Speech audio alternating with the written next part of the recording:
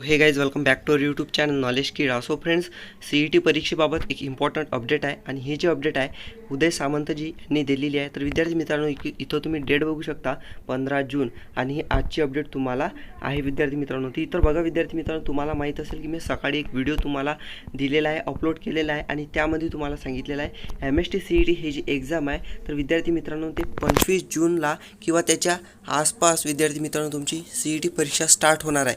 विद्यार्थी मित्रांनो, कोणताही व्हिडिओ तुम्हाला देण्याच्या अगोदर मी पूर्णपणे प्रेडिक्ट करत असतो, त्याचा स्टडी करून रिअल अपडेट्स तुमच्यापर्यंत पोहोचवत असतो. विद्यार्थी मित्रांनो, मला त्या व्हिडिओमध्ये कॉमेंट्स आले की जो व्हिडिओ मी बनवलेला आहे तर तो विद्यार्थी मित्रांनो म्हणजे मी त्या प्रेडिक्ट केलेला आहे ते फेक आहे. विद्यार्थी मित्रांनो, कोणताही फेक मी तुम्हाला देत नसतो. मी तुम्हाला सांगितलेलं होतं जर 25 जुलै किंवा त्याच्या आसपास CET परीक्षा स्टार्ट झाली नाही तर तुमचं जे अकॅडमिक इयर आहे ते डिले होणार आहे, ॲडमिशनमध्ये डिले होणार आहे. विद्यार्थी मित्रांनो, कॉलेज स्टार्ट व्हायलासुद्धा डिले होणार आहे. म्हणून विद्यार्थी मित्रांनो 25 जुलैच्या आसपासच तुमची CET परीक्षा स्टार्ट होणार आहे.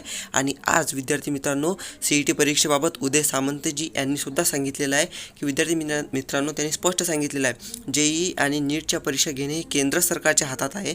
ज्याप्रमाणे CBSE 10वी-12वीच्या केंद्र सरकारने परीक्षा रद्द केल्या आहेत, जो केंद्राचा विभाग तो JEE आणि नीटच्या तारखा जाहीर करेल. मात्र प्रोफेशनल कोर्सेससाठी असलेली CET 100% जुलै महिन्यात घेण्यात येईल असे सामंत म्हणाले. विद्यार्थी मित्रांनो, यांनी स्पष्ट दिलेलं आहे 100% जुलै महिन्यात तुमची CET परीक्षा होणार आहे आणि विद्यार्थी मित्रांनो उदय सामंतजी यांनी हे सांगितलेलं आहे.